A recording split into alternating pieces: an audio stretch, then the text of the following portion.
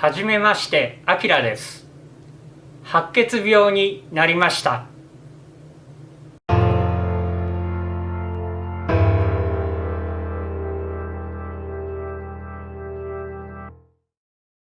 でも激烈にかゆいんですよ。こんにちは。白血病サバイバーのあきらです。今回は前回に引き続きまして、この書き留めたノートを見ながら入院中のですね16日目以降のことをかいつまんでどんな流れだったかとお話ししていきたいと思います。1月11日木曜日が入院16日目、だいたい毎日のスケジュールっていうのは似たような感じで、朝6時起床、看護師さんが巡回に回ってきて、で8時頃ですね、朝食薬を飲む。その後は12時頃ですね、昼食をとりまた薬を飲む。で夕方、15時から16時の間ぐらいにシャワーを浴びることが多かったですね。そして、18時頃夕食、また薬を飲んで点滴ですね、抗生剤の点滴がある場合は、夜遅い時間に入れてみたいなことですね。その他適宜早朝とか、午前中昼過ぎとか点滴抗生剤やら輸血やらいろいろ入ってくる、そんなような流れが続きます。でこの1月11日は主治医の先生が、血液検査の結果表を持ってきてくださいまして、それを見せていただいたと。抗がん剤の投与が終了してから1週間以上経ちまして、白血球や赤血球血小板どれも減少が続いていると。これは抗がん剤の効果がまだ持続していて減り続ける。で減り切ったところからだんだん増えてくるのを、期待して経過観察中という時期なんですね。そんな時期なので白血球による、体の免疫ですね、血液中の免疫力がとても低い状態なので、1日に何度か抗生剤抗生物質の点滴が入りまして、余計なウイルス細菌類の増殖や、侵入したものや何かを攻撃するような、ケアするような、そういった点滴はあると。で主治医の先生から言われていたのがですね、口からとにかく物を少しでもいいから入れた方がいいですよ。それから廊下を歩いたりして体力を維持した方がいいですよということでした。体力の維持に関してはリハビリの時間もありまして、土日以外または血液検査の結果で値が低かったりとか、具合が悪いということもありますね。そういった時以外はですね、リハビリの方がいらっしゃいまして指導してくださるスクワットですとか、廊下を歩いたりですとか階段の昇降ですとか、そういったことも取り入れてくださいまして、今後退院した時に社会生活にすぐ溶け込めるような体力を維持した方がいいということでですね、で自分でも自主的に携帯電話に歩数計がついているので、とりあえず1日1000歩歩くということを、この時考えてですね歩き始めてますね。1月12日入院17日目、この日も血圧が80台で低い日が続いてたんです。普段だったらだいたい血圧上が100前後だったんですけど、もうこの辺血圧が上が80台、なんでそうなったのかはちょっとよくわからないんですけれども、抗がん剤の影響だったのかどうなのかっていうところですね。口の中が乾いてだんだん嫌な味がしてくる。この日は一段とそれを感じて、もう水を飲むのもまずいっていう感じなんですね。水を飲むのがまずいんだけど薬は水で飲まなければいけない。その他に1日にとにかく 1.5 リットル程度の水分を補給してくださいよ、少なくとも1リットル以上は飲んでくださいよというお話があったんですね。で水分を補給することによって、残留している薬薬物を、体外へ排出すると。で薬の副作用が少なくなると、そういった効果もありますよということなんですね。でもう背に腹は変えられませんから、水で飲めない分は清涼飲料水、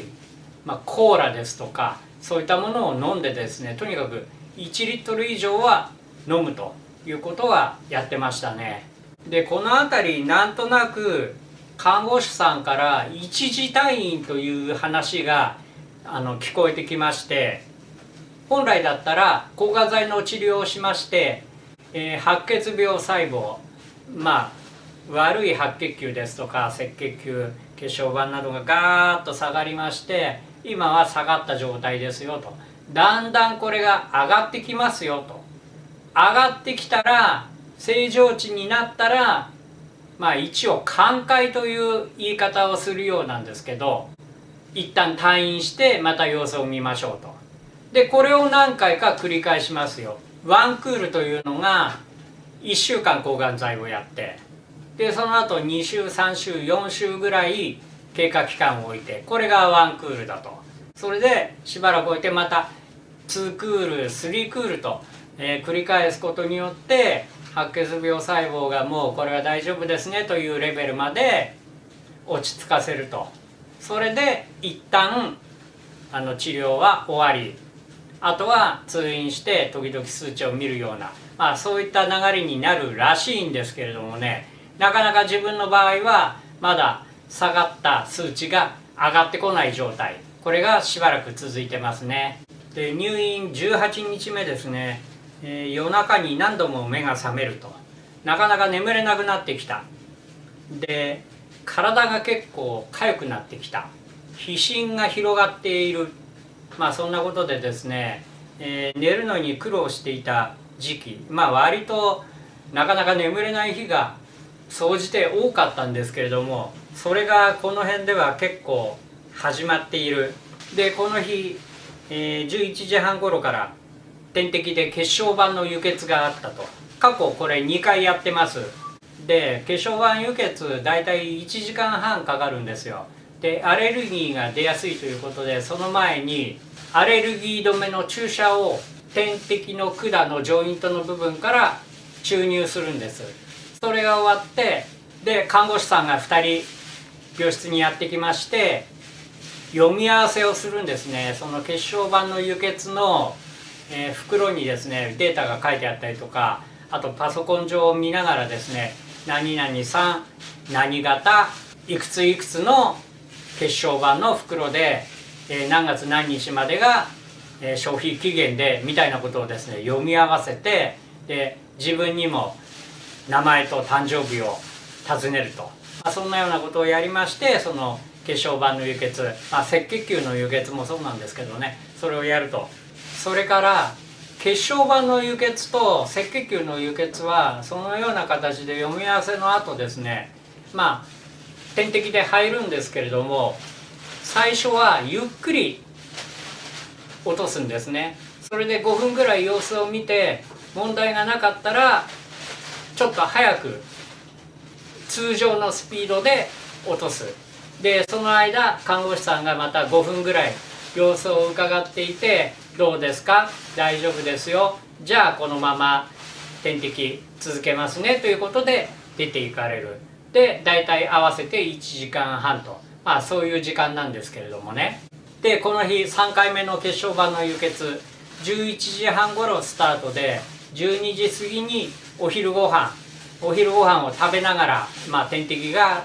落ちてくる、輸血が落ちてくるという感じでした。最近その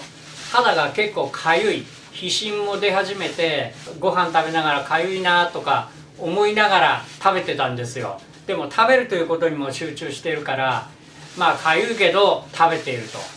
ちょっとかゆすぎやしないかっていう感じになってきている。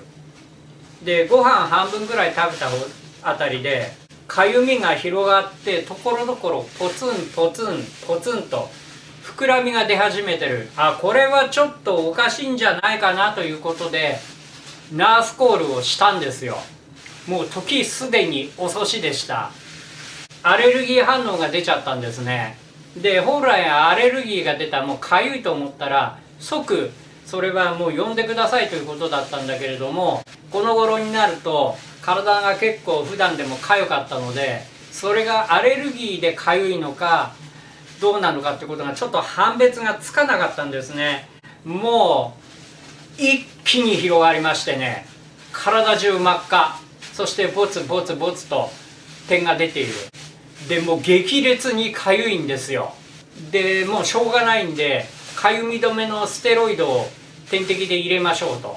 でそれを準備しますよということで看護師さんが出て行かれる。もうでもその間ももう広がっちゃって、もうかゆくてかゆくてしょうがない。もう体中かきむしってます。だけどあんまりかきすぎると血が出るから、とにかく病院着の上からこうかくわけですね。それで点滴が落ちてきてもかゆみなんか止まらないんですよ。効くのに30分ぐらいかかりますから。でもうとにかくかいている。でもかいちゃダメだって看護師さんも言う。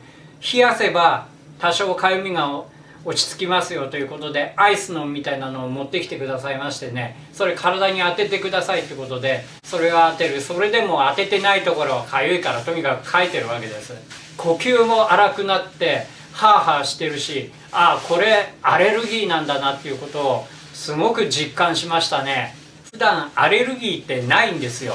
一番最後に出たのが30年以上前にとろろを食べた時にちょっと体に赤みが出て、ジンマシンのような、あこれなんかアレルギーなのかなって、それ以来そんなことはなったことなかったんですけど、もうとにかくその時はすごかったですね。こんなになっちゃうのかと、アレルギーの恐ろしさをまざまざと、知った、そんな日でしたね。で血小板の輸血を一旦中止して、そのかゆみ止めの点滴ステロイドが入った。で30分ぐらいしてだんだん効いてきて呼吸も静かになってきた。だけれどもそれで終わりじゃないんですよ。血小板の輸血ってまだ残ってるんですよ。その量をですね体に入れなくちゃいけないので、結局またそれ再開するんです。でまた再開してアレルギー出たら怖いなと思ったんですけど、その後はですね特に問題なく入りきりました。だけれども手ですね、手の主に手の甲、それから足の甲ですね、これはアレルギーのかゆみが結局夜半まで残りまして、結構かゆかったですね。でアレルギーのその赤みですね、体がもう真っ赤になりまして、ポツポツポツポツとところどころ出ている。顔にも結構こう出ましてね、で顔はそれほど痒くはなかったんですけど、それも結構ずっと残ってましたね。ということでこの入院18日目ですね、すごいアレルギーが出てしまったということで、入院以来初めてすごく大変だったなぁと、思われた日でした。今後もまた、入院していた時のお話や現在のいろいろな状況ですとか、そういったことをですね交えながら動画を作りたいと思います。よしおっさん頑張れと思われた方は是非チャンネル登録、高評価、そしてコメントなどお寄せいただけたら今後の励みになります。どうぞよろしくお願いします。